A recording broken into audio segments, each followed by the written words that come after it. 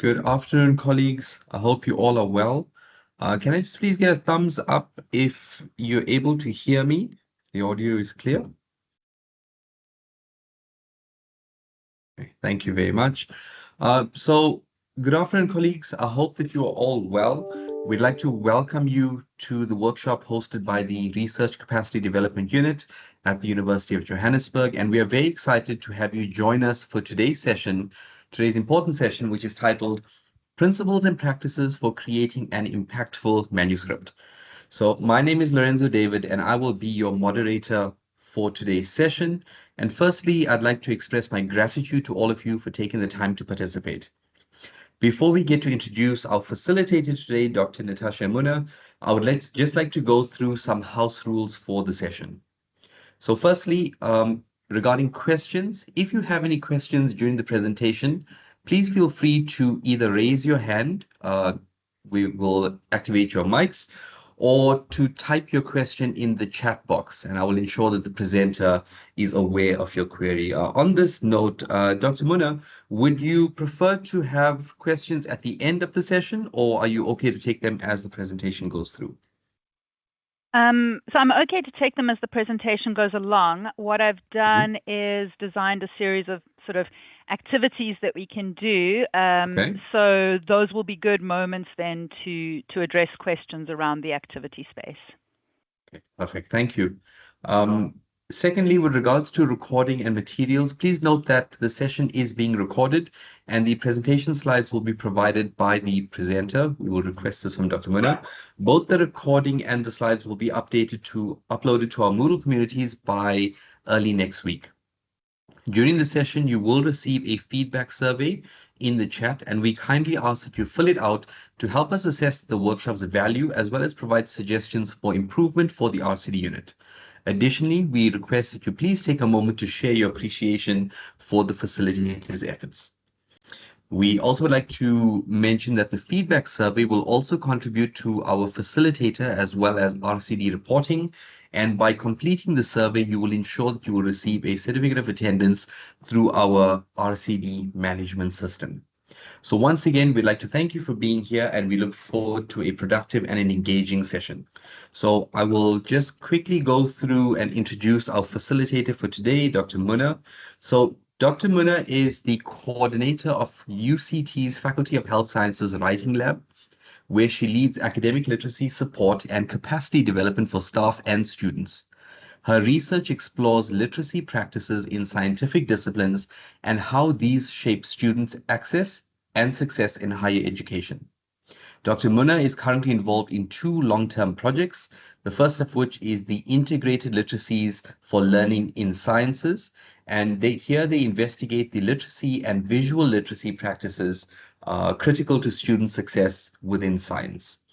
The second project is the Patient Partner Project, and this explores how patients as experts by experience contribute to shaping medical curricula and advancing patient-centered care.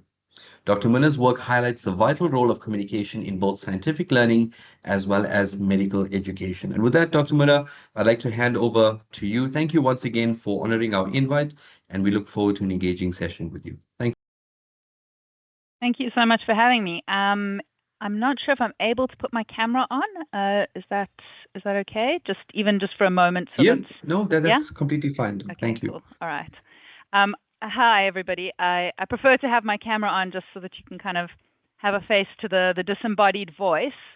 So yeah, thank you very much for inviting me today. I'm going to share a PowerPoint presentation just to kind of help manage the flow of discussion today. So maybe you can just let me know if you are. I'm going to put this into presentation mode.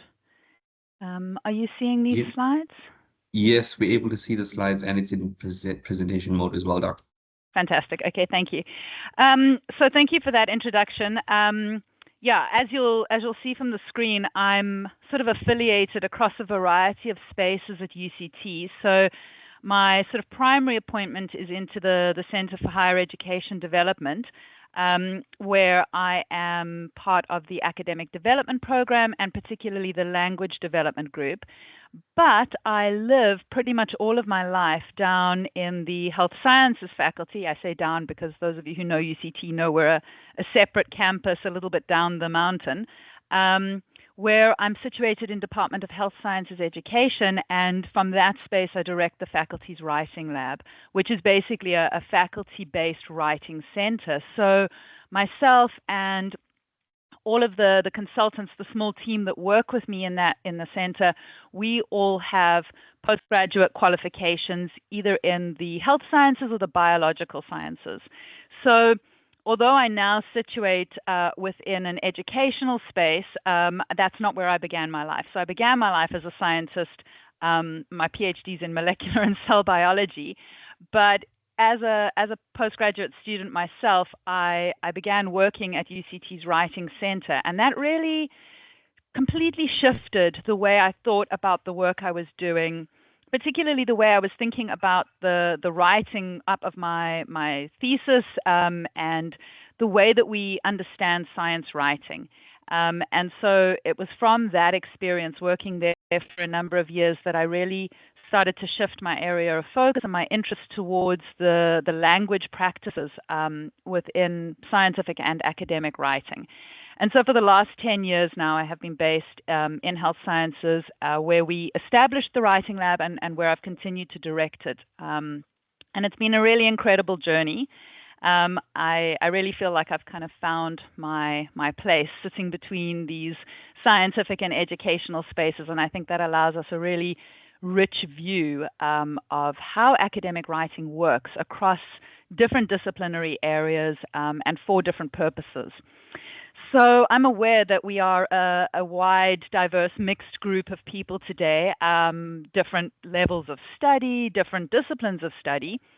And so I've tried to be thoughtful about that in this presentation and to I hope offer some ideas to you that you'll be able to find accessible, regardless of where you're situated and where you're coming from. I hope you'll be able to take these sort of principles and practices and think about how to shape them and apply them in sort of specialized and more nuanced ways within your own context.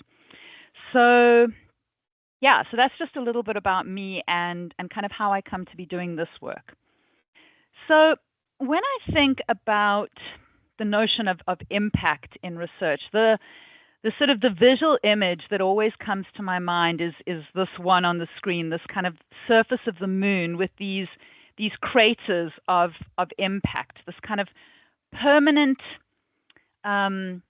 shaping and changing of the surface from the force of impact of meteorites and space debris kind of hitting that surface. And that's always how I think about impact.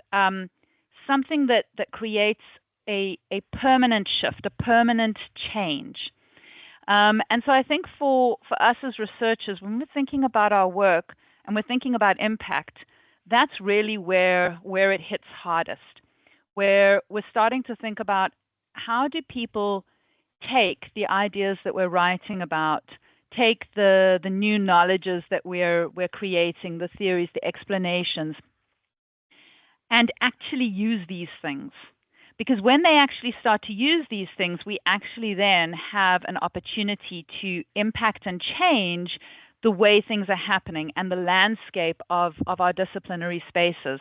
So for me, that's really the ultimate goal. How do we get our message to the audience that is most able to work with it, most able to use it, and how do we share that message in a way that helps them to understand why it matters and how to put it to work in their own spaces. And so those are some of the ideas I think that have kind of shaped my sort of thinking about the offerings for today and what I would like to talk about.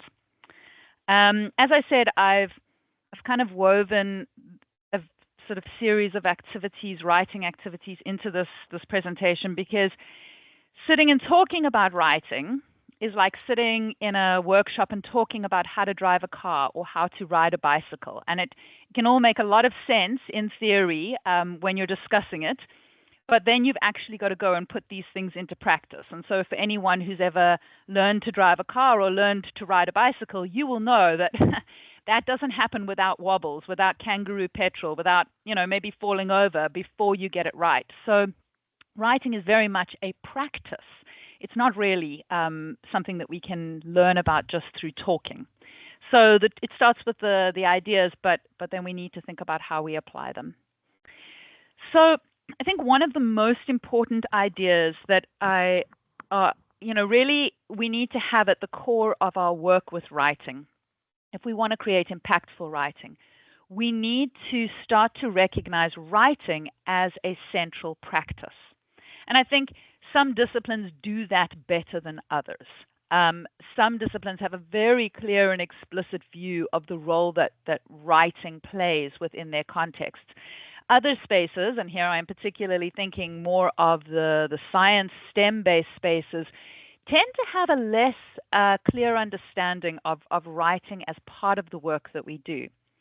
But when you start to think about it, writing as a mode has kind of become cemented as the dominant mode through which we work. Everything has to travel through the written text.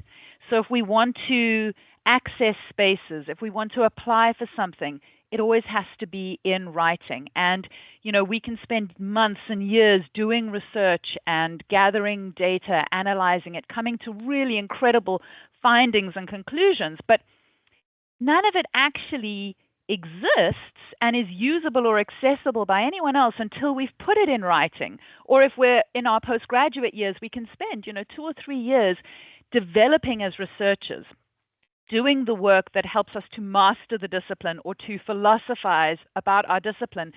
But those degrees are never recognized or conferred until we've written about the work. So we've created a system in which the doing alone is not considered sufficient. The writing is the thing that actually holds it all together.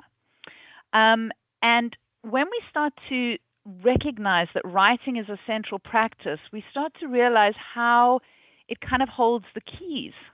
So when we read other people's work, we unlock ideas. So we're curious as researchers, right? I think that's at the heart of every researcher, is we're curious people. We are always asking questions. We're always trying to understand why.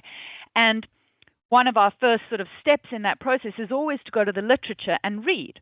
Because when we read, we unlock ideas. We come to new ways of thinking. And then when we produce writing ourselves, we unlock opportunities. If you write an excellent thesis, you pass your degree, you become qualified in a new way.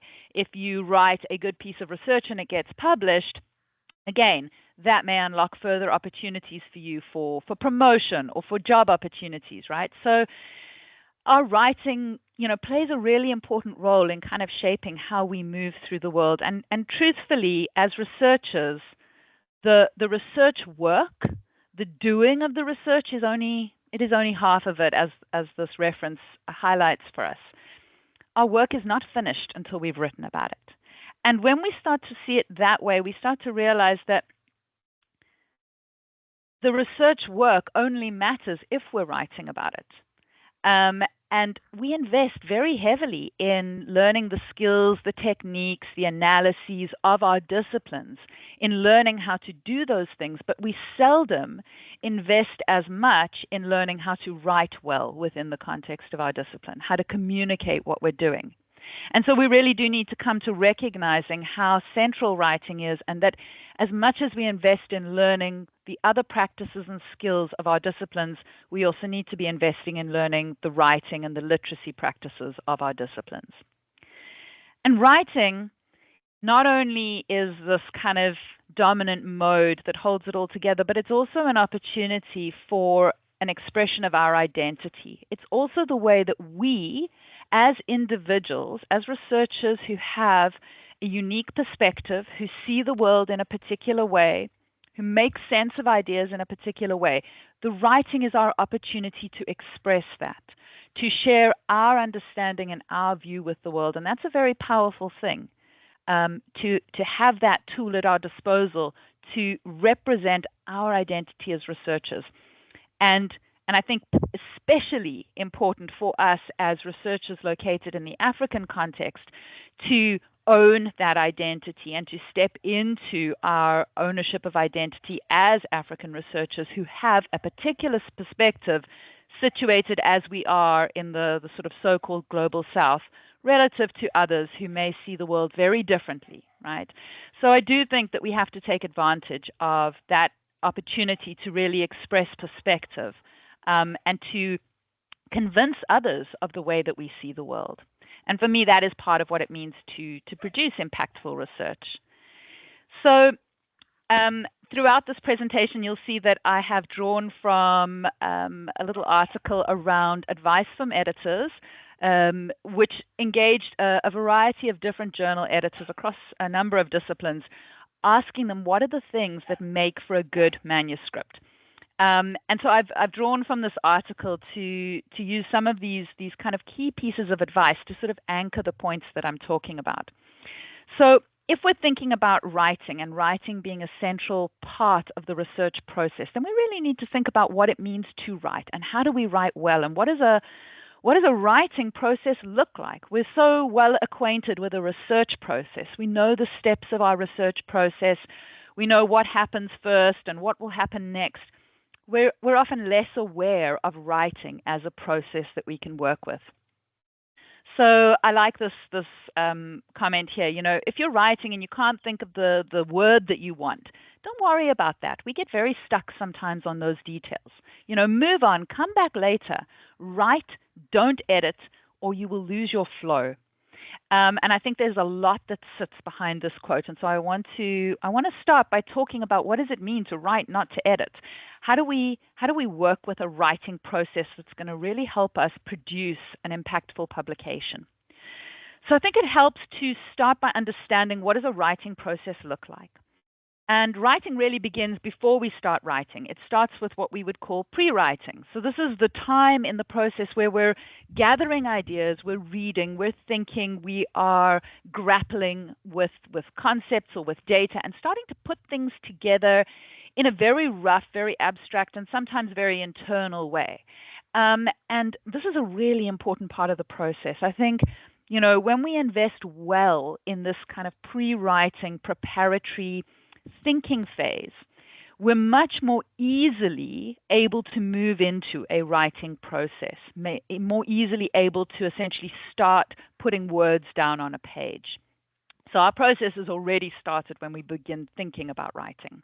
And then when we start to put the words down on the page, then we move into what we call the drafting and revision cycle. Because we write and we revise and we write and we revise and we'll work through, you know, several cycles of that usually in the process of crafting a document. So when we're in the drafting and revision cycle, it's really important to be thoughtful about what work do we do in that part of the process. Here it's about focusing on the development of ideas.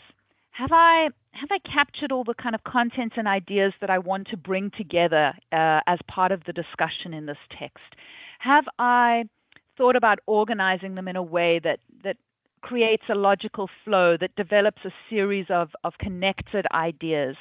Have I provided good explanations around these concepts and ideas so that people will understand what I'm talking about? Have I substantiated? Have I provided evidence and references that support what I'm saying? So it's very much about meaning making when we are working in the drafting and revision cycle. And then at some point, when we feel satisfied that we have made coherent meaning with our text, that it's saying something, then it's the time to move into the editing phase of the process. And the editing phase is a much more superficial engagement with the writing. It's about polishing, it's coherence, it's cohesion, it's refining the text.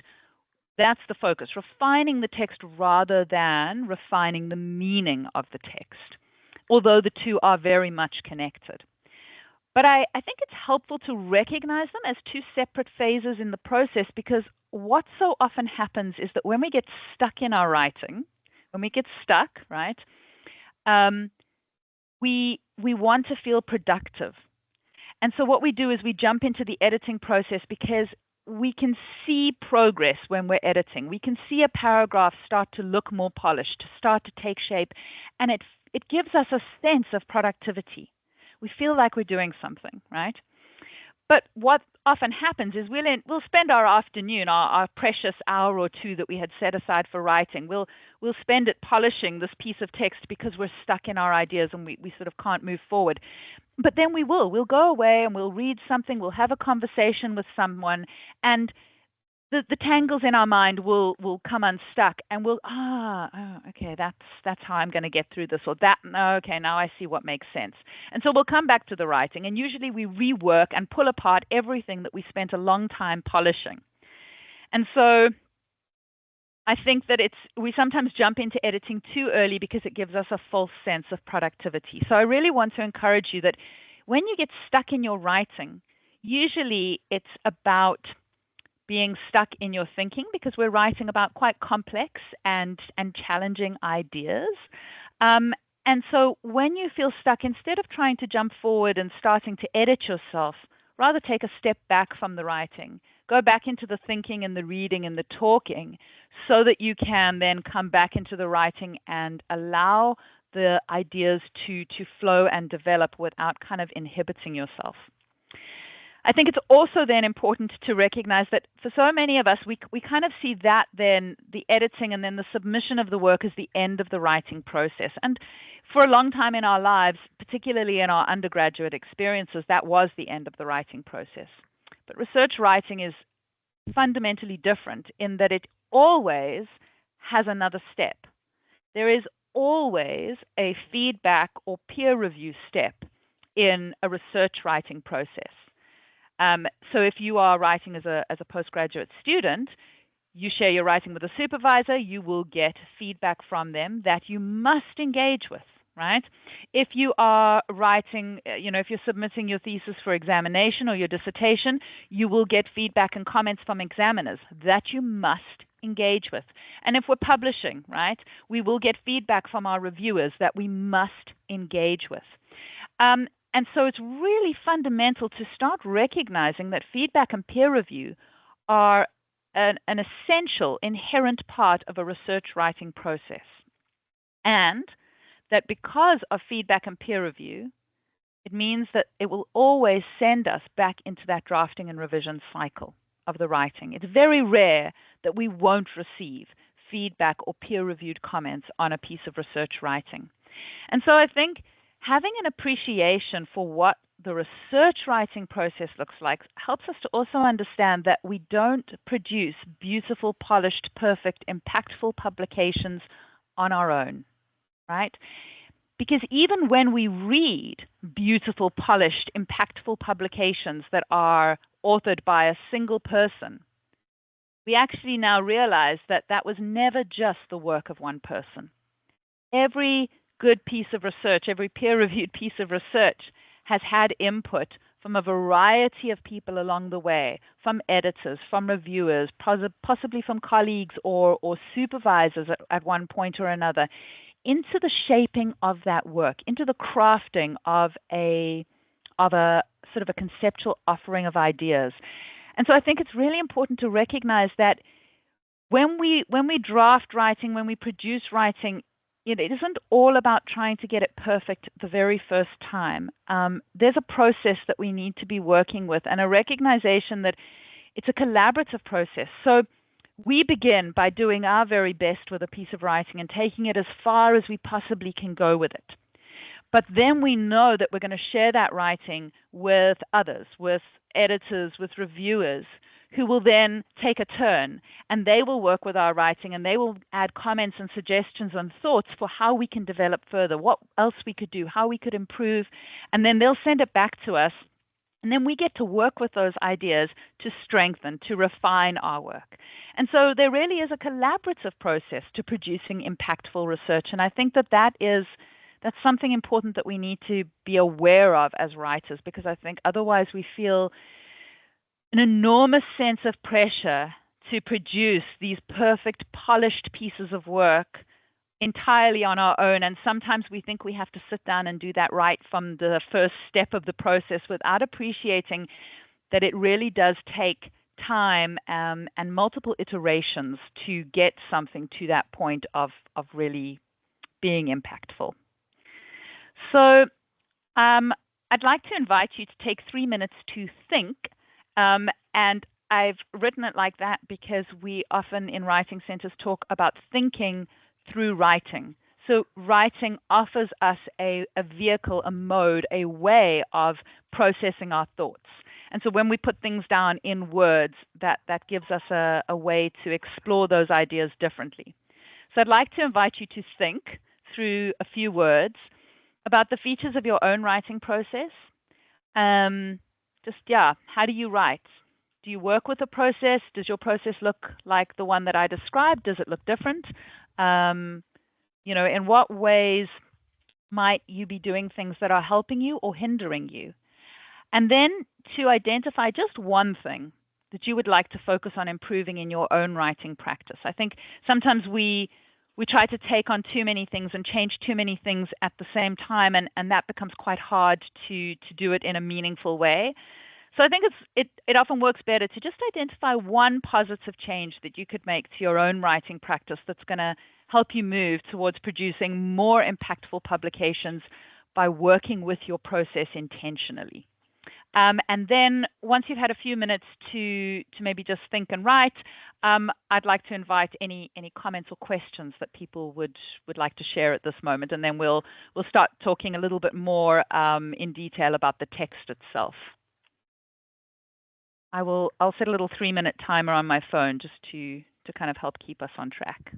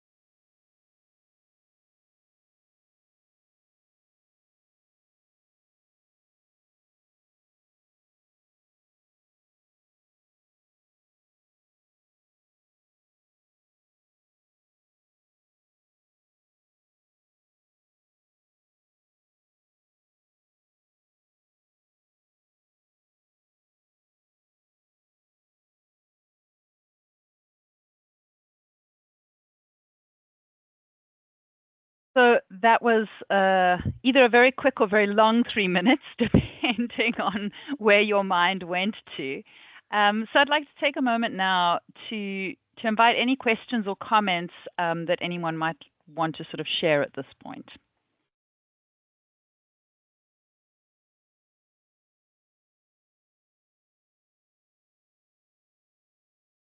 Hi, Doc. Hi. Yeah.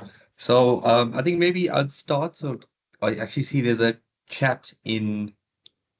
message in the chat. If you can address that first, then I can always jump back on afterwards.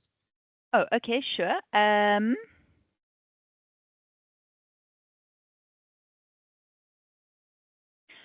Oh, I'm with you 100%, Jeff. Right. So you've seen the comment.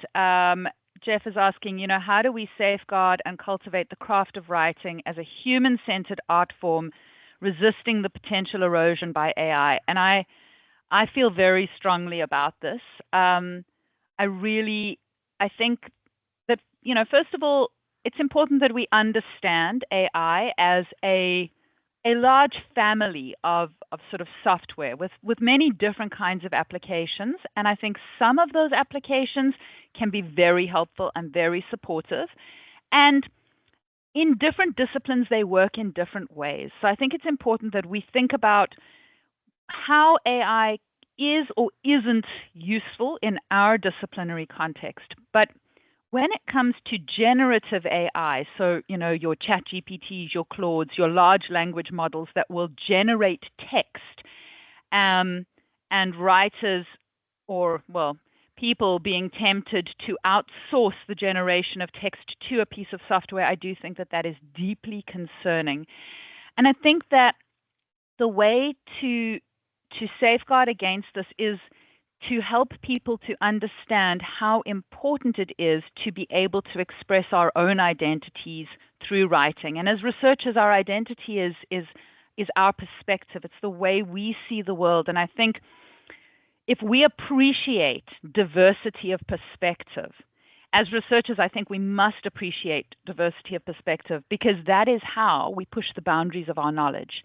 If we all thought the same, if we all saw the world in the same way, if we all had the same perspective, we would never really push the boundaries of our knowledge. The reason we can push the boundaries, the reasons we come to new knowledge is because we're all seeing different things. We're all asking different questions from our diverse collection of lived experiences and perspectives. And I think that valuing that unique and diverse perspective and identity of each individual helps us to recognize how important it is to write your identity into your work, your perspective on the work.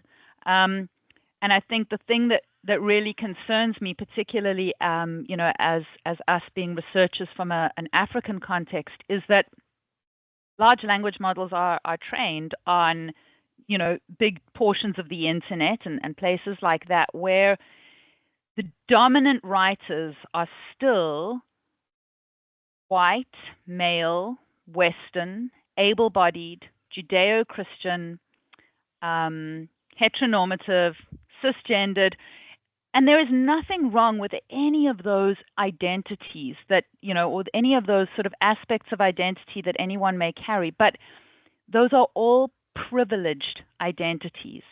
And so the sort of the default voice of AI is one of a privileged identity.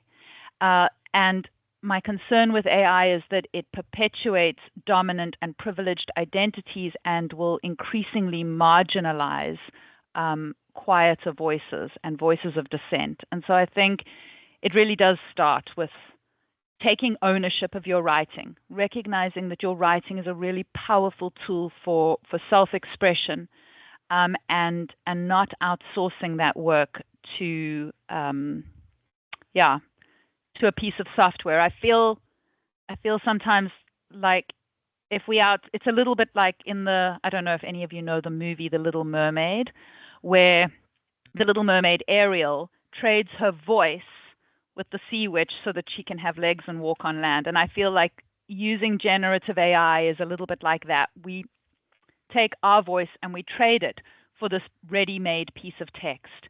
but it will never truly represent us. So yeah, Jeff, it's a big and difficult question, and I don't think that I've really even come close to answering it. We could have a whole separate discussion just about issues that are related to AI. But I hope I've shared some ideas that maybe will help you to think about how to resist the challenges that it puts before us. Thanks. I'm not sure if there are any other sort of comments or questions that anyone would like to raise. Colleagues, if I can just add, I've enabled all of your mics. So if you'd like to add to the discussion, you can just unmute and share your thoughts as well. Doc, while we wait for some of the other participants to join in, I thought this was quite an interesting activity, and it actually made me think what actually helps or hinders my writing process. So I think the first one I'll start with the hindering. I realized that especially when I was writing out my thesis, I would try to perfect a paragraph before moving to the next one. And I think now looking back, it makes me realize why sometimes at the end of the day, I'll be like, I've done so much work, but it's like half a page or a page Yeah. of your thesis. So I thought that was quite good and bit of an eye opener for me. If I think about what I feel helps my writing process, it I tend to read out my writing out loud to myself, so almost like a conversation. Yeah, it scared my parents for a long time when they heard me talking to myself in my room, but I feel like that really helps in terms of the flow, to ensure that your text is flowing and, in terms of your the way your ideas and if it makes sense. And the last thing I'd like to add is you asked to write down one thing we'd like to work on improving. And I think for me, it would be the planning stage of it in terms of, so I generally will generate an outline and then I'll put in some subheadings in there. But I sometimes get a bit, let's say, excited to get done with the paper or to get it over with. So I'll jump into it. And I realize that moving back in time to add sections and reorganize and relink actually takes up quite a bit of time. So those are just some of the thoughts I'd like to add.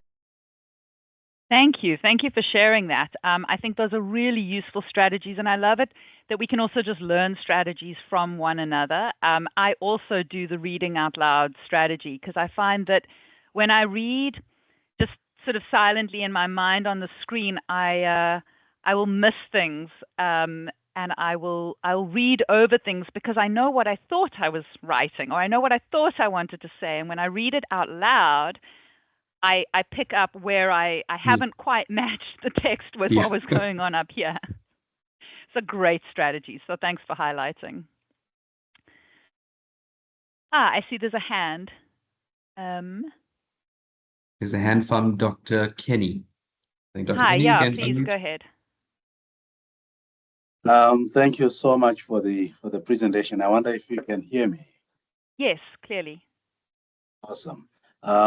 So thanks for that. And I think I want to agree as well with Dr. Lorenzo that I think in terms of what hinders my writing. Like you, the presenter, Dr. Natasha, I worked in the Writing Center for some time when I was doing master's and PhD.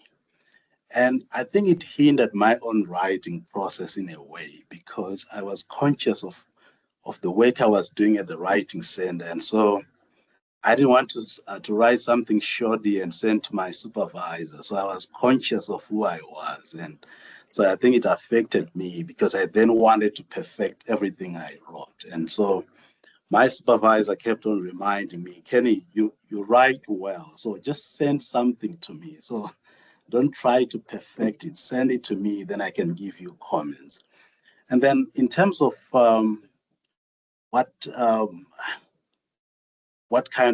I did to kind of help myself improve, I think I got to that point where I was confident that I can write, and that the first draft won't be perfect, and the second draft won't be perfect, and I think that confidence, I think it helped me, and it helped me as well as in my work with assisting students that, Yeah. and I think you mentioned this as well. I think some call it the writerly best writing first before turning to the readerly best writing. So focusing on the ideas I want to present before turning to perfecting the way the information is communicated.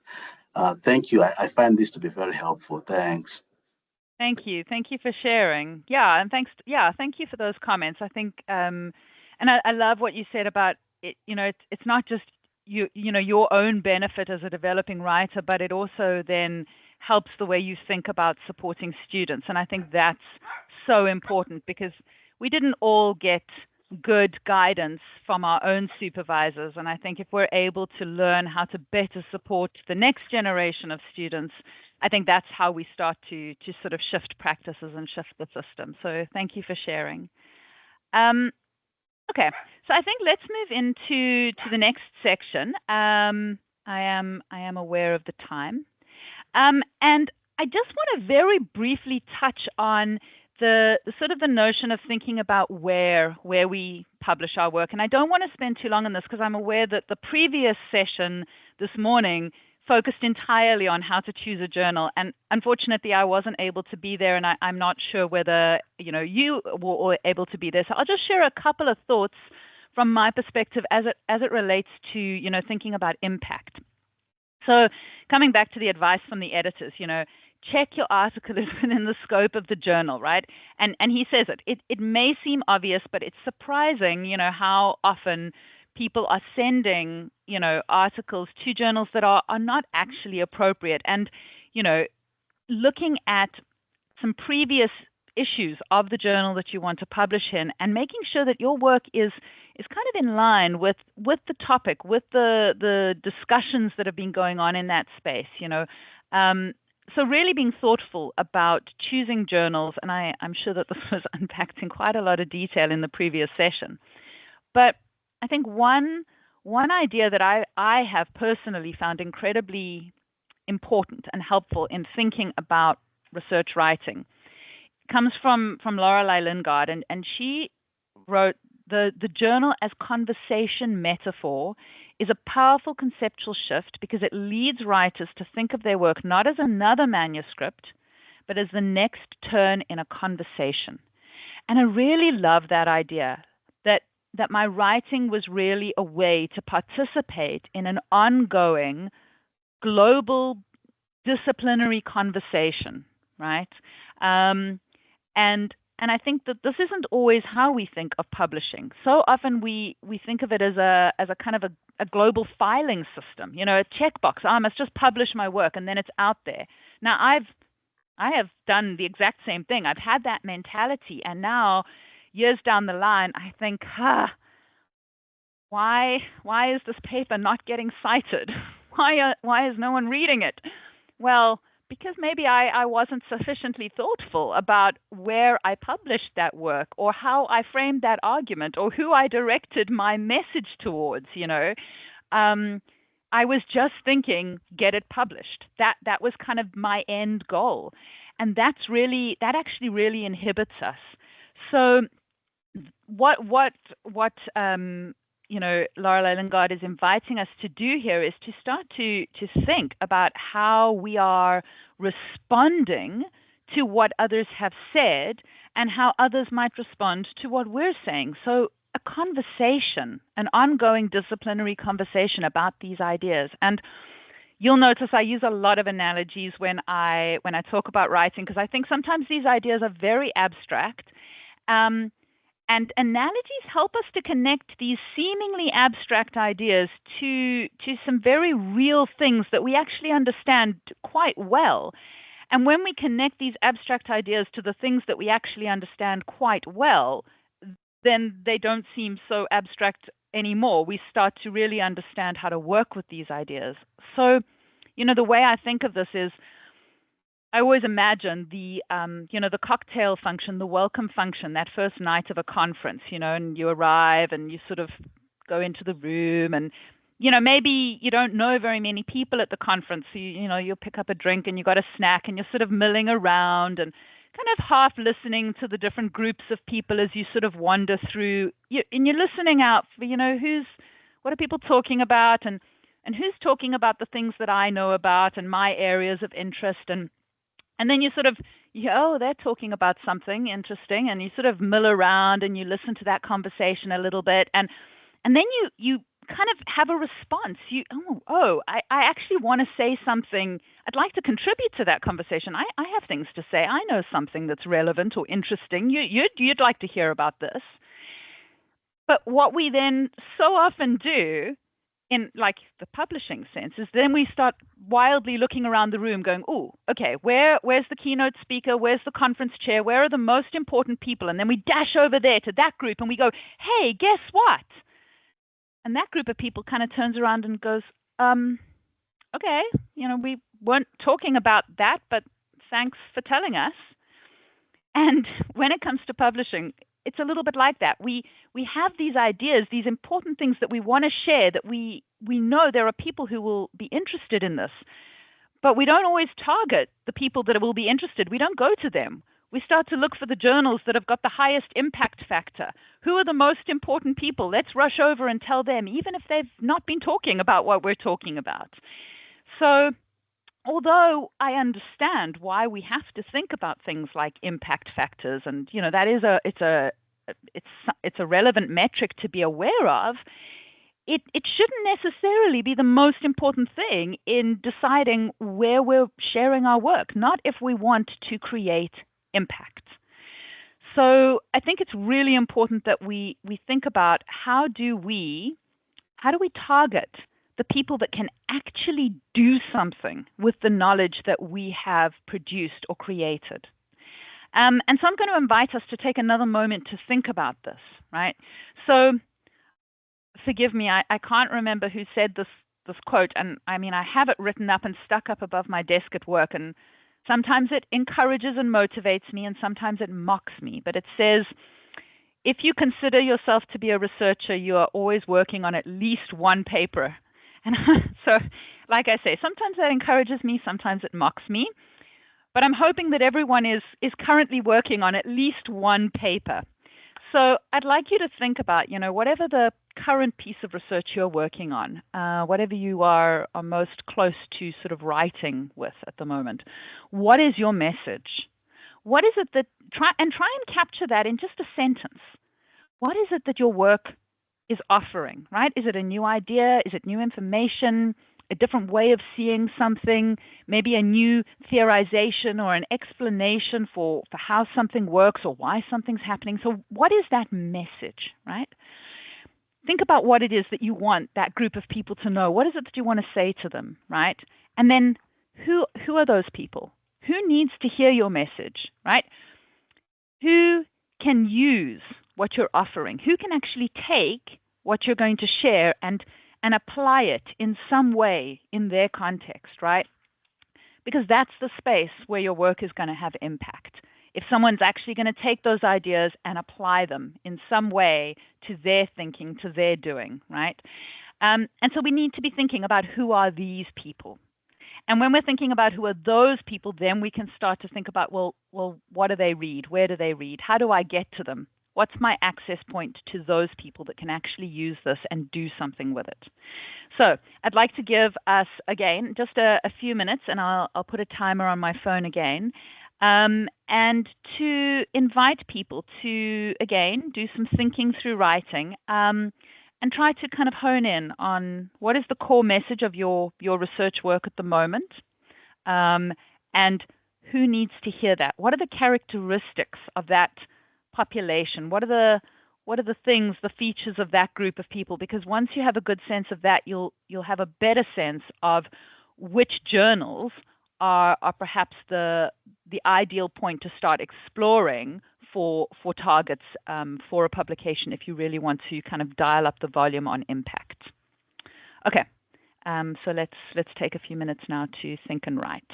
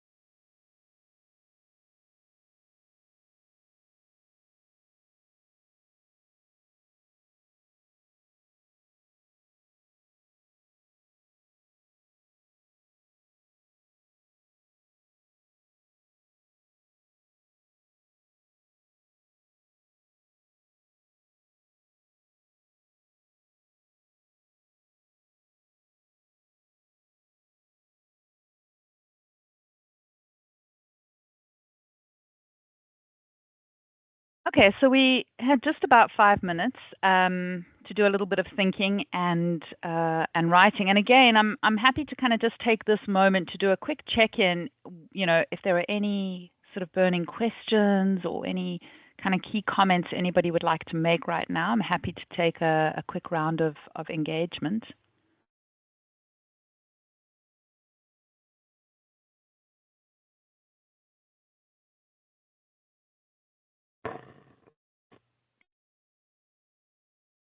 Okay, so I'm not hearing any voices, and that's perfectly fine. I think I've given people a lot to mull over for the moment. And so I'll invite some questions again in a few minutes when we get to the next exercise. And you're free to kind of pull me back if something occurs to you kind of between now and then. All right, so I hope that this has been a good opportunity to, yeah, really kind of push yourself to identify the sort of the core of the work.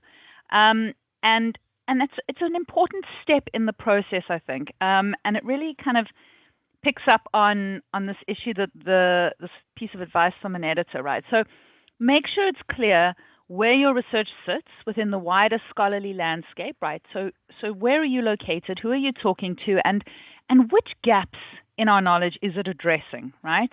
A common reason for articles being rejected is a lack of clarity about why the research is important, right? And that requires us to have a sense of who it's important to and for what purpose, right? So having that sense of audience, who can actually use your work, that's really crucial in starting to come to framing the gap and to being able to explain why the work is important. And so I want to talk about another tool now, really. I like tools, I like strategies that help us work through these kind of moments in our writing. And again, I'm drawing from Lorelei Lingard here in collaboration with Cahoon. And so this is quite a new piece of work that she's put out. And so they call this the problem gap hook heuristic. And it comes out of a paper they wrote about how to craft impactful introductions, particularly for review-styled research or research designs. But I have found this to be really helpful kind of across different types of research studies, and I think it's got really broad value to it. And so what they kind of identify are these three key aspects that kind of work together to form the so-called sort of golden thread or central argument of your work. And it offers us a really nice way to try and get at the central argument of the work. And it also offers us kind of access points into how do we help others to see why this work matters, why this work is important.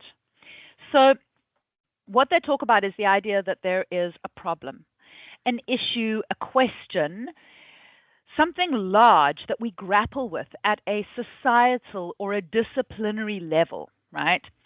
These big, tricky questions and problems that we haven't yet solved, questions that we haven't yet answered. And the reason that we haven't solved these problems, the reason that we haven't answered these questions is because they are big and complex and, multi-layered and tricky. And in fact, they're the kinds of questions and problems that it's unlikely that any of us as kind of individual researchers will ever solve, right? They're the kinds of questions and problems that really do require long-term, sort of interdisciplinary collaborative effort to solve these big issues that plague us. And so because of that, there are lots of gaps. There are lots of reasons why we haven't solved these big problems or answered these big questions. And I think as researchers, we tend to get fixated on the gaps. We tend to think that the gap is the problem. But actually, the gap is the reason the problem persists. The gaps are the reason we haven't yet solved the problem, right? The gaps in themselves are not problematic. And so we need to be clear about what is the problem or the question. What are the gaps? What are the reasons that we haven't yet solved that problem or question? And then the hook. And this is obviously kind of what is it that your study or your work offers that will in some way close or partially close some of the gap that means that we have this issue, and therefore by contributing in some way to closing those gaps, you are contributing to solving these larger issues, these larger problems. And so I think once we have a good sense of this, we really are able to start constructing an argument for why the work matters, why it's relevant, and that really speaks to how we create impact for our readers. So we're coming to another writing activity because, like I said at the beginning, talking about writing is great, but actually doing the writing is better. So I'd like to give a little bit longer for this exercise now. I thought about 10 minutes, more or less, to take some time to try and write through what is the problem, the larger issue that your work responds to, right? And again, I say that these are typically issues that challenge us either at a sort of a disciplinary or a sectoral or a societal level, right? These are the bigger issues. And then what are the gaps? What are the reasons why these problems persist or why the questions haven't yet been answered?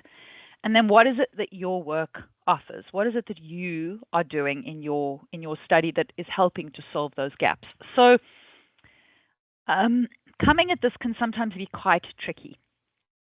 So you do not need to approach this exercise starting with the problem and then the gap and then the hook, right? I always encourage people to approach this exercise from what they feel like they know. So they might say, oh, well, I know that this is the gap. Then start with that. Start with writing about what is the gap. But then think about if we fill this gap, if we solve this part of the puzzle, what is the bigger thing that we're actually contributing to, right?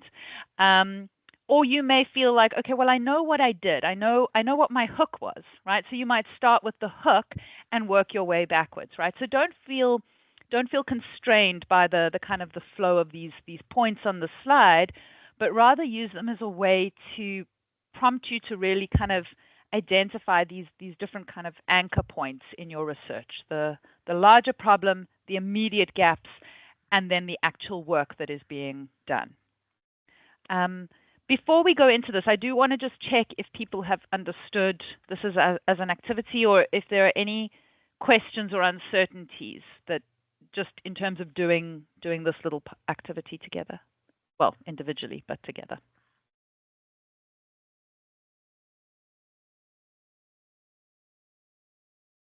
I think from my side, Doc, it seems quite clear in Cool. terms of the activity. Yeah. Okay, great. Thank you. Yeah, if any questions or issues occur, please feel free to just drop them into the chat, and I'll try and keep an eye on that during the activity in case anyone just kind of wants a quick response to something. All right, but let's take some time again to do some writing and thinking.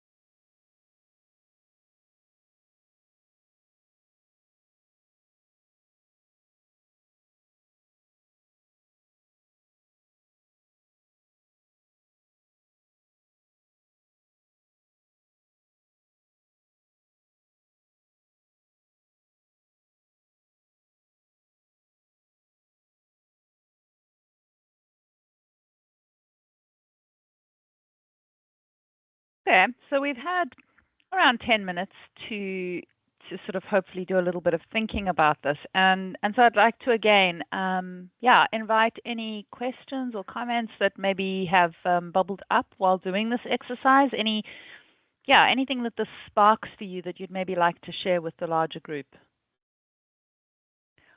Or maybe you found this exercise very challenging and you'd also like to talk about that. That's equally welcomed. So you don't only have to share, aha moments. Challenges are welcome too.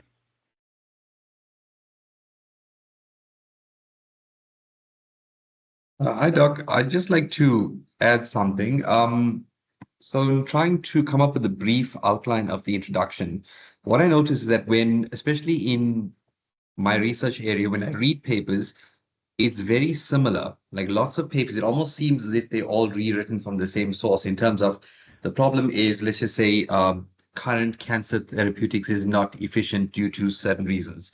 The gap is, for example, we need to find a more efficient way to treat cancers. And then obviously the hook is going to be this system actually aims to, let's just say, overcome some of the challenges faced by traditional methods. And sometimes when I'm putting a paper together and you're looking for references and you see it's almost the same format, for so many papers that we're trying to find. And you want to do something different because obviously you want your research to stand out a bit. But how do you find the balance between, trying to be original in your writing, but at the same time, you have to be true to the facts, which is, what we're presenting? It's a great question, and I think it's really important to think about the balance between sort of structure and content, what we're saying and the way it's packaged, the way it's organized and said. And Yeah. and so the guidance that I often will offer to people is to think about, I guess, to think about the complexity of your work. So I think when we're sharing complex ideas, challenging ideas, or ideas that we feel others might struggle to engage with or accept or understand, then I always think it's better to try and keep that structure as simple and as recognizable as possible. So you kind of offer your reader the structure, a familiar, understandable, conventional structure that then helps to anchor perhaps a more complex and challenging discussion of ideas. Alternatively, sometimes when we're not too concerned that people will struggle to understand the content, we are then freed up to be more creative with the way we present that content without worrying that by offering a structure that is maybe a little bit more unconventional or unfamiliar, people will feel sort of inhibited or sort of I've lost the word I was looking for, but we'll struggle to access essentially the work that we're doing. So I think we mustn't allow structure to constrain us. It isn't a formula, and it shouldn't be a cage. It should be a useful scaffold for our ideas. And so I think that we should look for opportunities to play with structure, but being thoughtful that that structure may be helping others to sort of engage with the meaning of our work. So I don't think that there's a definitive answer. Sorry. Yeah, no. Thank you. That just it actually makes me think of it in a different way because sometimes when we're writing, obviously, let's just say our introduction or, we're trying to make it be a bit different from another paper, but the real importance of that paper actually lies in what your results and discussion, that is where you can bring in your new aspects and how the study is actually different. So it's make me think about things differently. Thank you. Sure. And I also think it's fair to say that, different disciplines allow different kinds of freedoms, in terms of the ways that we can work with text and ideas. And of course, our STEM disciplines are much more sort of structured and there are clearer conventions that we do have to navigate. Yeah. No, but thanks for highlighting that. I think it's an important point. I'm not sure if there are any other. I'm not seeing anything coming up in the chat, so I'm not sure if anybody else would like to share anything or maybe say something about, their own kind of attempts at working with this heuristic in their work, but I certainly won't pressure anyone to share. I know it can sometimes feel a little bit risky.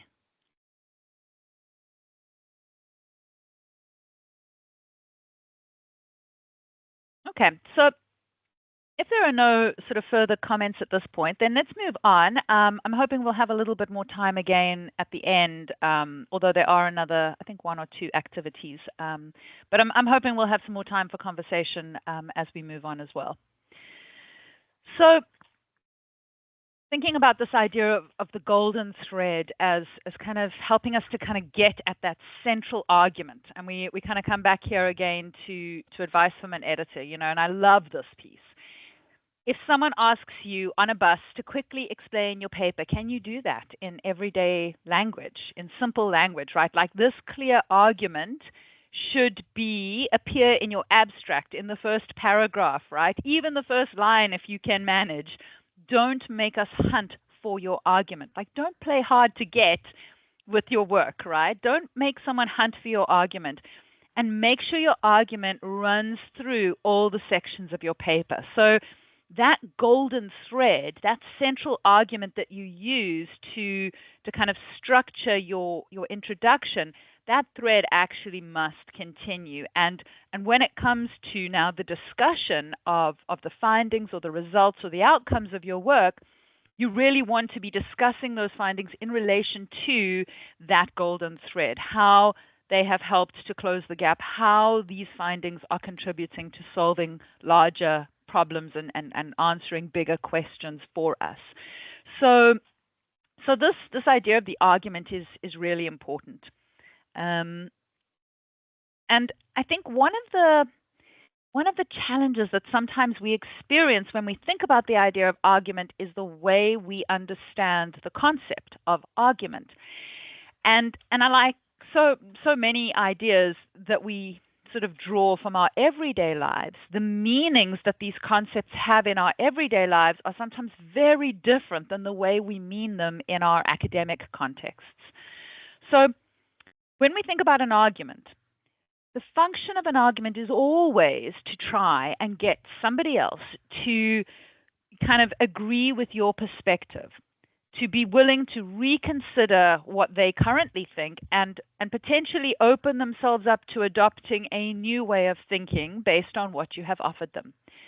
So that's prize number 1, right? To get someone to see things your way, to agree with you. We're not always going to achieve that, but second prize really is to have someone be able to say, okay, I understand why you have seen it in that way or why you do it in that way. It's not right for me, but I respect that it makes sense for your context, for your study, for your discipline, whatever the case is, or in the specific context of your research work. So ultimately, the outcome of the argument is always that we want someone to either, you know, adopt our perspective or at very least respect our perspective. We never go into an argument hoping to lose, hoping that nothing will change, hoping that someone will disagree with us, right? Like that's just not the nature of going into an argument. So we understand what we're trying to achieve with an argument, but I think where we get a little bit stuck is the way we think about arguments. So in our everyday lives, arguments can often feel a little bit like this image on the screen, like a tug of war, antagonistic, difficult, aggressive, unpleasant, uncomfortable, something to be avoided, right? So if you've ever, you know, if you just think about an argument that you had with your partner or your child or your parent, right? We don't think of arguments as good or pleasant things generally in our everyday lives. And this kind of antagonistic, difficult feeling can sometimes bleed over into how we think about academic arguments. But truthfully, you know, in an academic argument, we're trying to convince someone to think differently, right? Now, we can at times force people to behave in ways we want them to behave.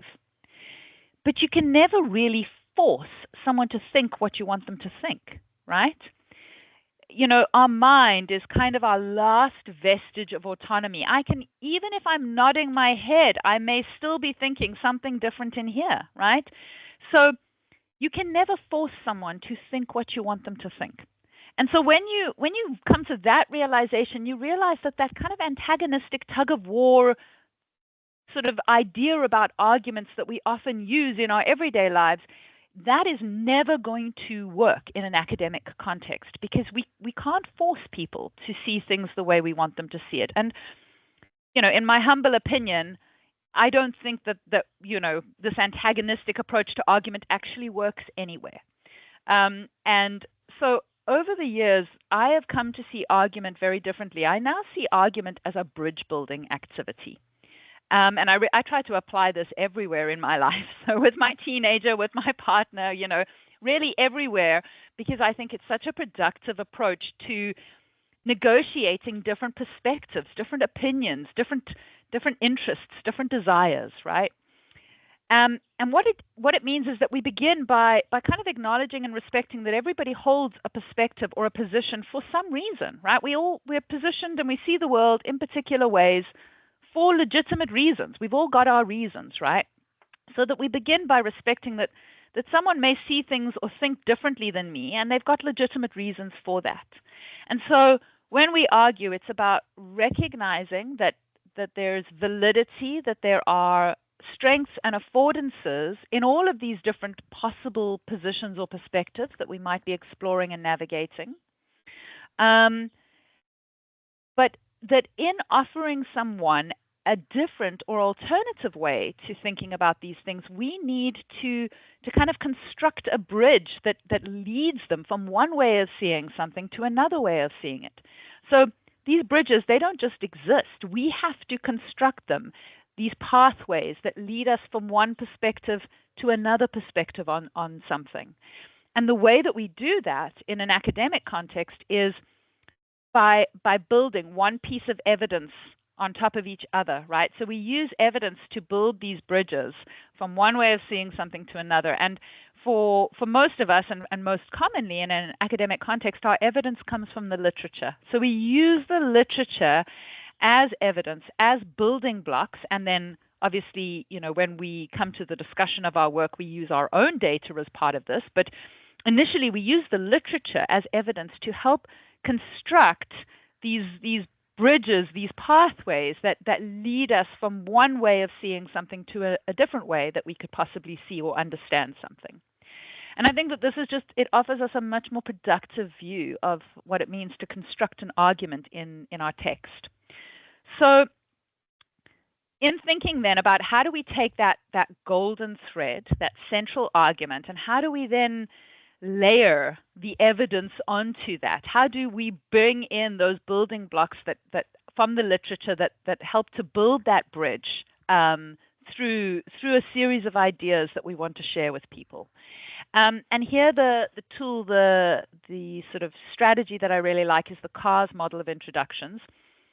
Swales and Feek, 2004. So it's been around for a very long time.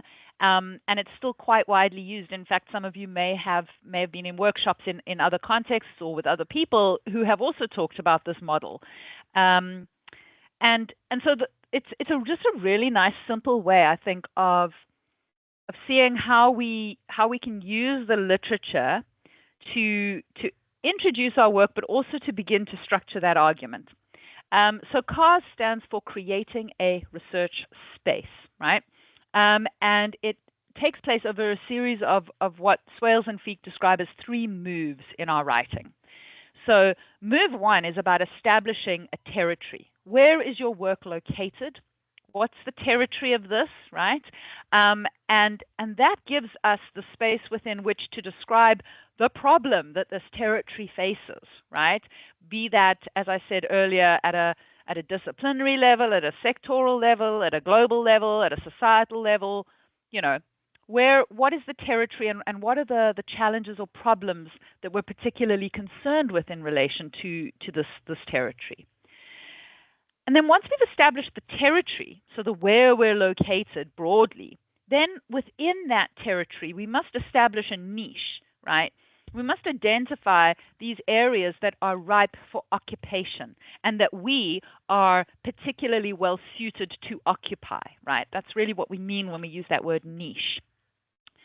And so that speaks to the gap. Where are the gaps? Because those are the spaces that we can then come to occupy and to do our work within those spaces, those gaps, and start to fill them out, right? And then in move 3, we actually have to occupy that niche, not just identify it, but actually insert ourselves into it. This is what we're going to do.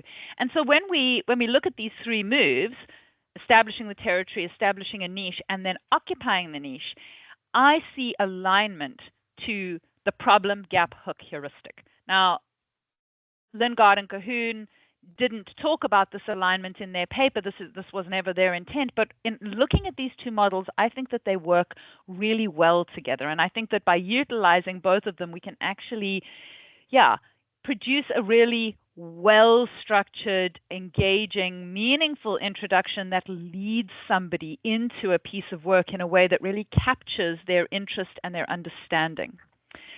So in move 1, in establishing the territory, so really kind of building out this idea of where the problem is located, right? We contextualize the research. We describe what it is that we are interested in, understanding or solving or answering.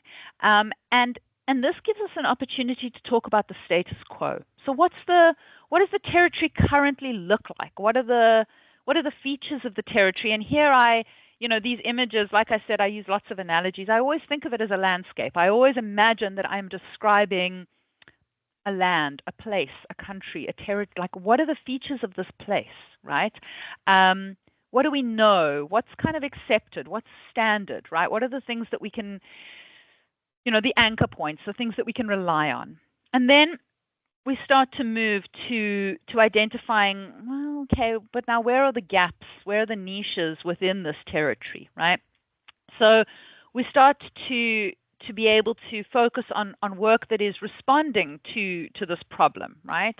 And in doing that, we help to show what has been done, what work has come to help solve or answer these questions and problems, but then also, we start to be able to identify where are the absences, where are the weaknesses, where are the inconsistencies in what has been done. And in doing that, what we're doing is starting to identify those places where we could potentially insert ourselves to do something more or to do something different or to do something better than what has gone before. And then we occupy that niche, and we do that by saying what it is that we're going to do, right? And how we're going to do it, what kind of an approach we're going to take, and why we think that this approach makes sense. So we rationalize our work. So just to offer some examples of kind of how we see the text echoing these moves. And I invite you to, granted, because I come out of a very sort of strong science and health sciences space, most of my examples relate to kind of those fields. So I do encourage you to think about the texts that you read in your discipline and how you see these features, reflected there. And the kinds of phrasing that you start to recognize, so as the comment came just now about how after a period of time, you start to recognize patterns of structure. You start to recognize patterns in phrasing that people use.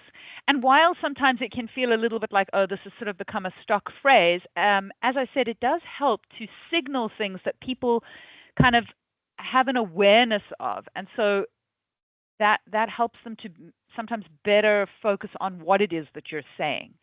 It gives them an anchor point for what it is that you're saying. So when we're thinking about establishing the territory, one of our starting points is usually context, right?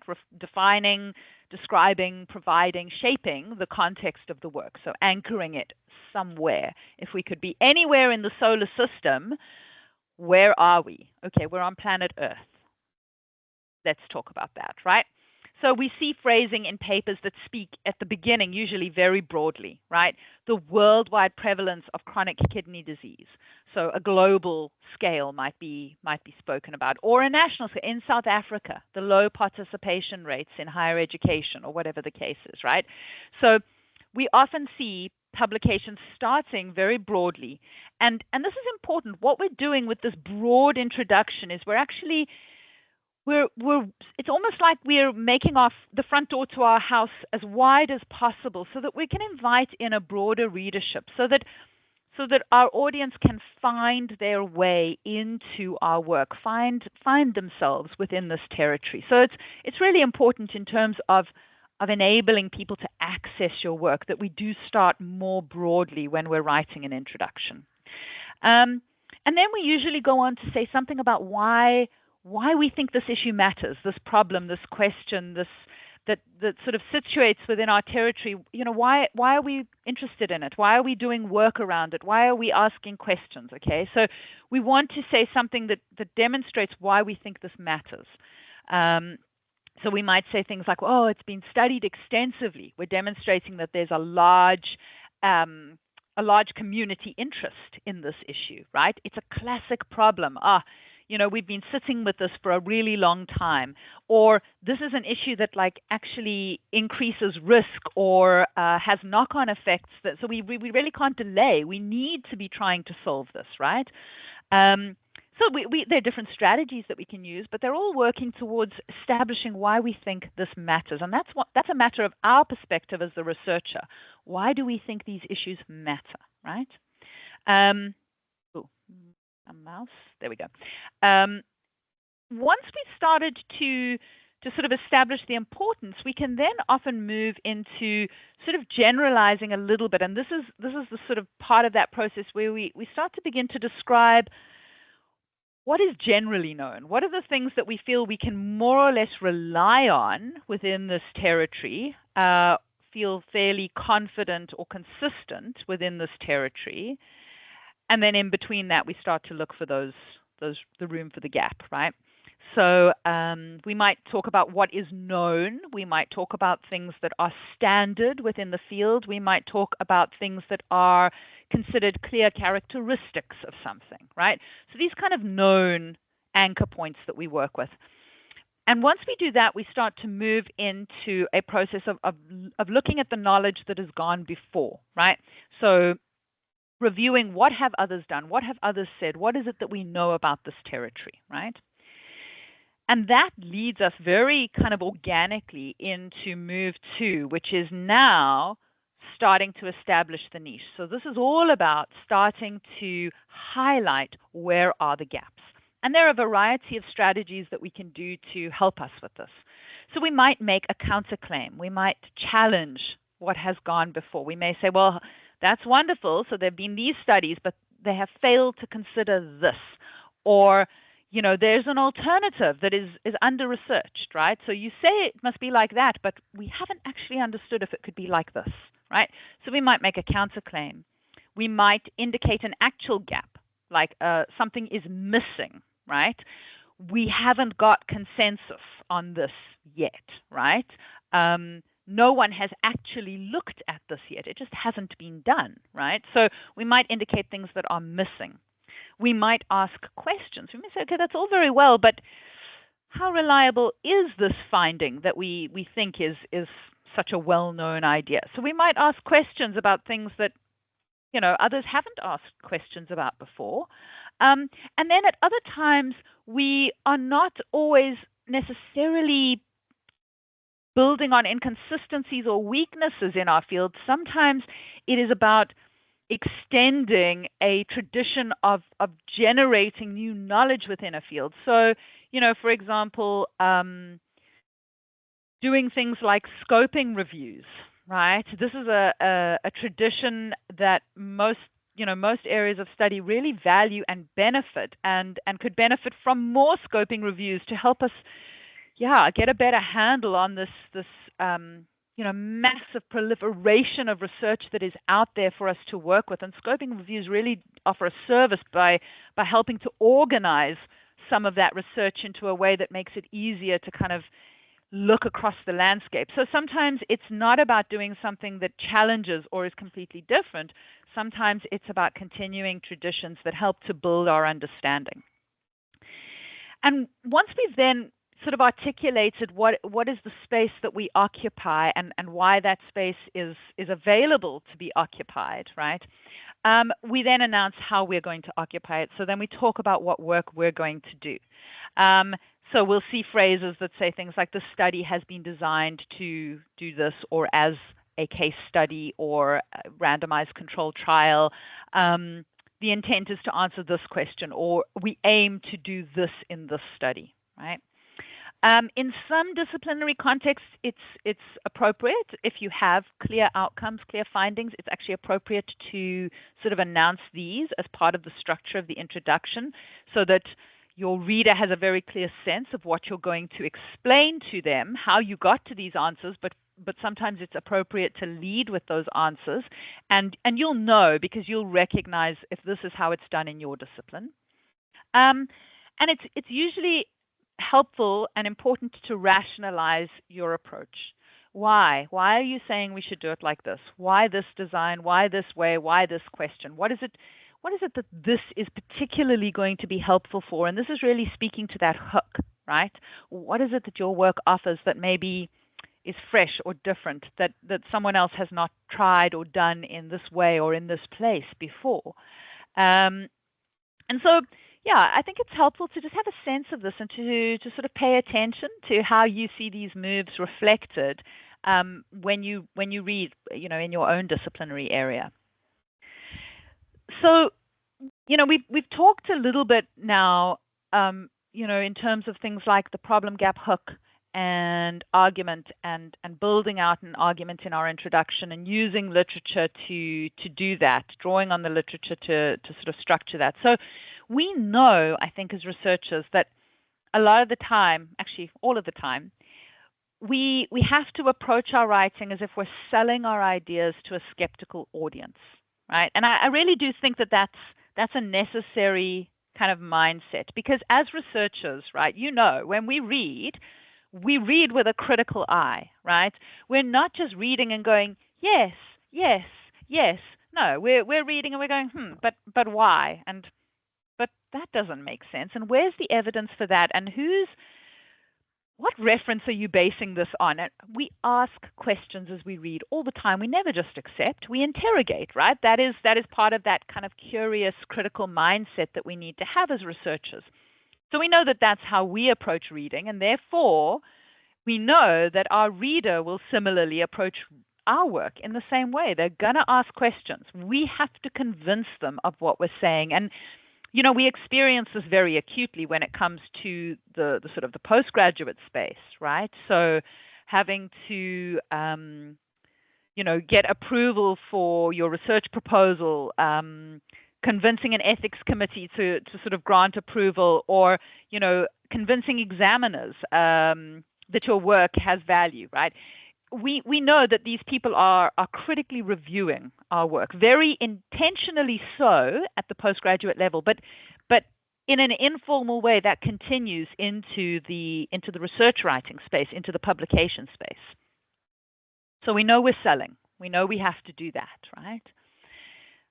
But we aren't just selling ideas, right? That would be a very limited way of understanding what research writing is about. We're not just selling ideas. Yes, we do have to convince people, and we do carry that responsibility to provide the evidence and the explanation. And if we don't do that well enough, people won't buy what we're trying to sell.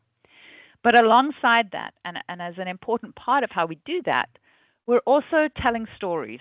All the time we're telling stories. We're telling the story of the development of a field, of an idea, of a therapeutic treatment, of our explanation for how something works, right?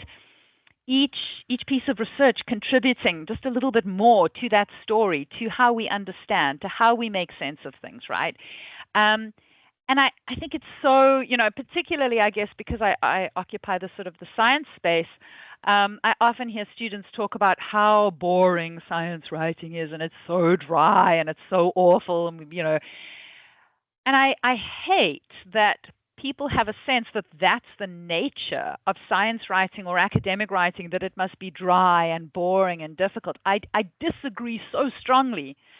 I think that our writing should be compelling and engaging and exciting and interesting to read, because the ideas that we're working with are so important and engaging and exciting. Like, we're writing about things that are at the very boundaries of our knowledge system, right?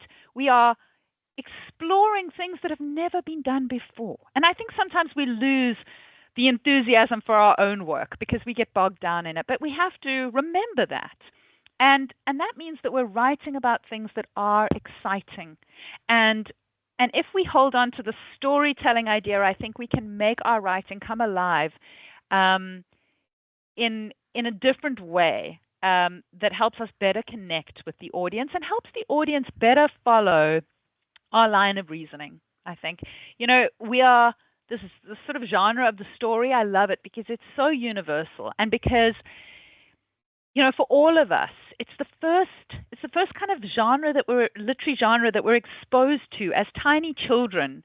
We hear stories. People tell us stories.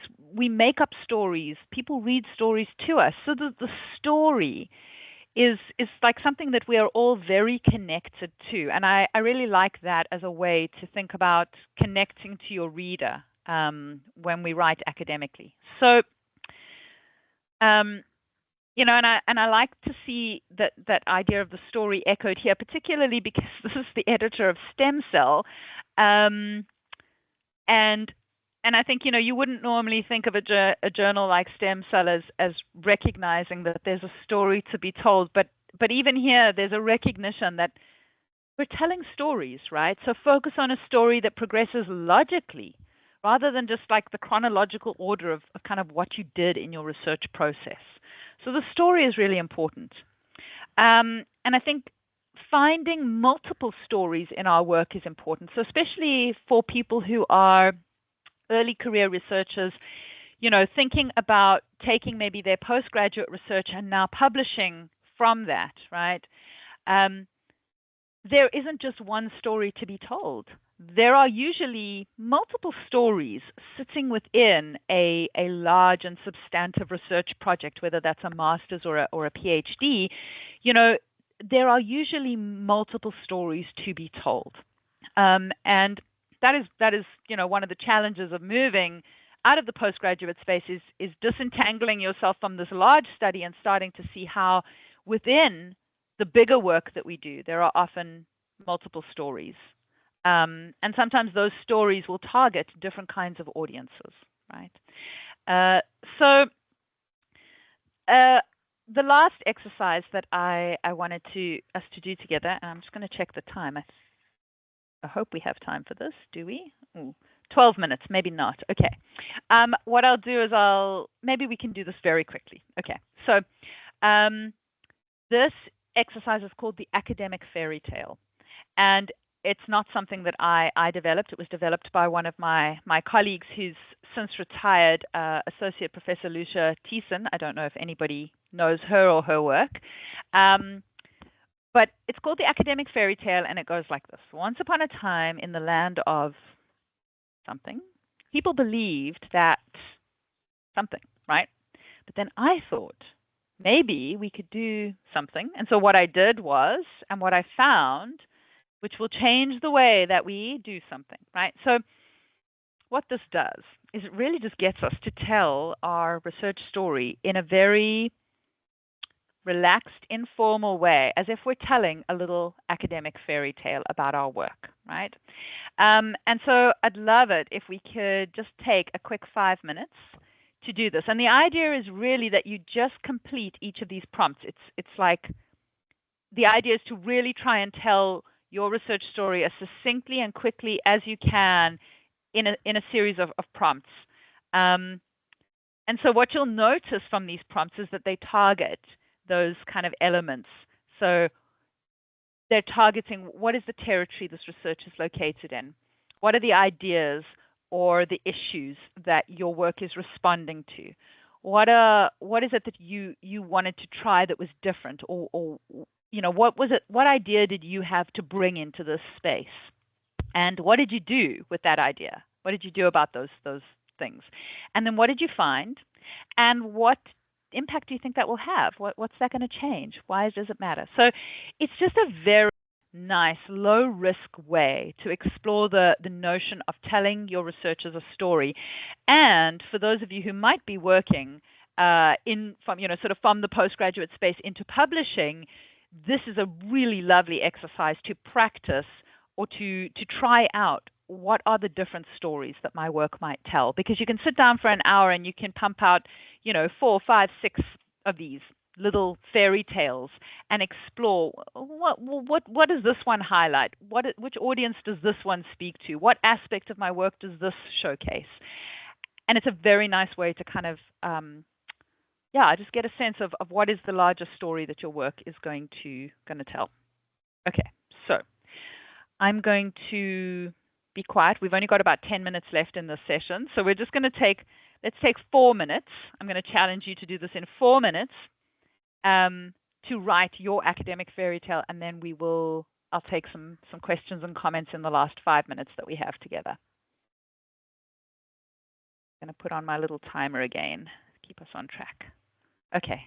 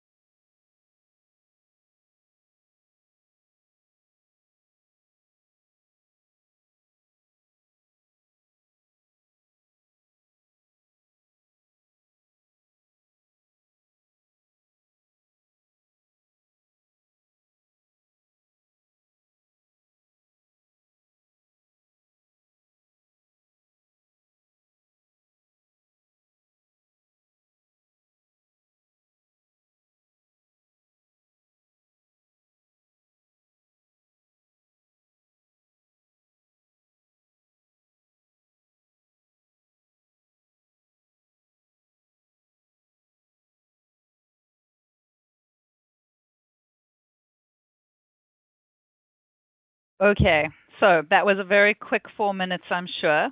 If it was the first time you've ever attempted an exercise like this, I know it can be challenging, but I would encourage you to keep playing with this, especially if you don't feel like you got to finishing it in these 4 minutes. I also want to just say, maybe some of you have noticed that the structure of this activity also aligns very clearly with the structure of an abstract, right? Background and context, aim and objective, method, result, significance, right?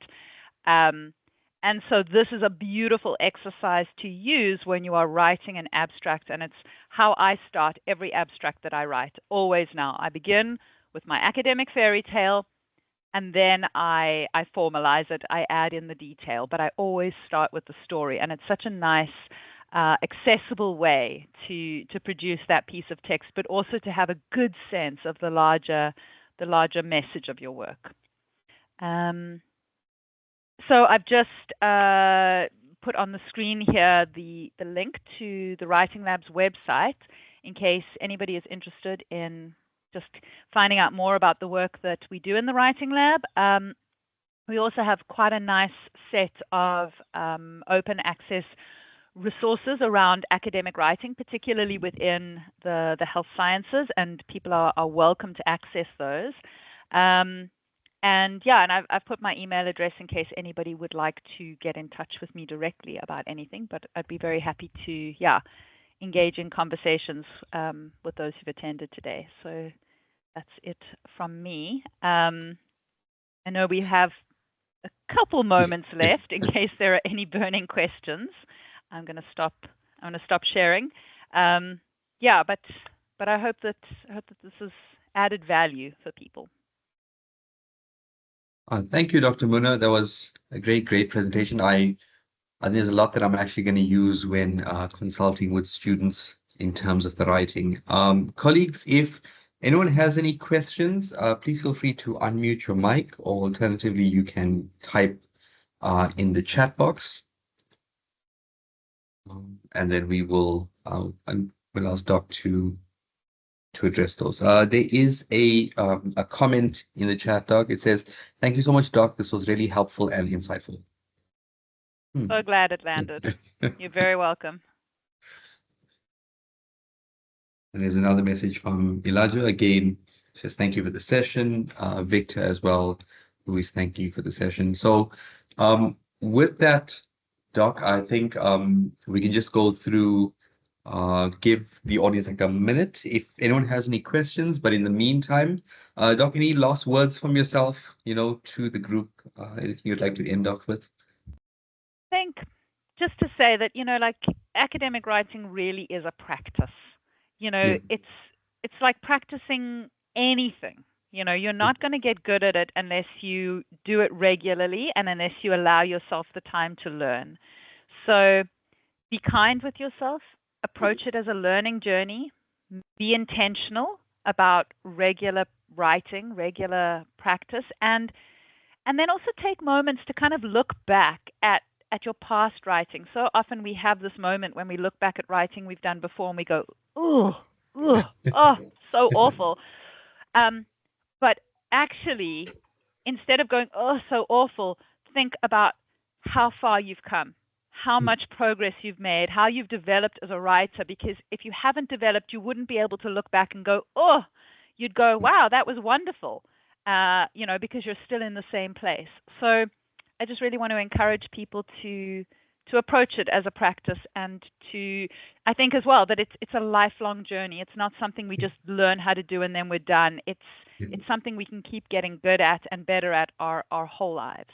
So yeah, I just want to really encourage people to lean into the process. Thank you very much, Doc. Just as you were speaking, one thing I'd like to add. I know we on time at the moment, but the exercise that we did last, which was like the academic fairy tale, it just reminded me of a colleague of mine who went to study at, I think it was Delft University.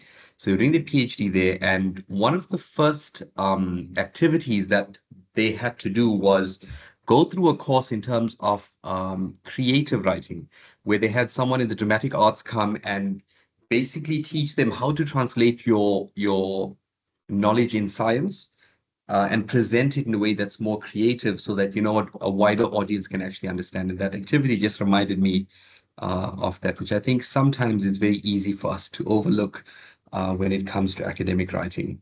So thank you. Absolutely. Thank you for that. So with that, I think, Dr. the permission, if we can close, but I'd just like to once again express our appreciation to you, Doc, for all of your hard work in putting this together, this very engaging presentation. And I would also like to thank the audience for making the time to attend as well as engaging on this important topic. We hope to see you at future workshops, and we hope that we will be able to have you facilitating workshops in the future as well, if that's okay, Doc. Thank you very No, much. Thank you for your time. very happy to be Yeah. invited back. Thank you so much to Thank everyone you. who made the time to come today.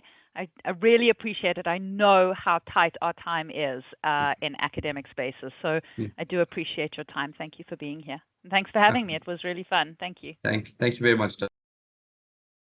So with that, everyone, we'd like to close the session. Thank you once again, and we wish you all a fantastic afternoon. We'll see you in future workshops. Thank you. Cheers. Goodbye.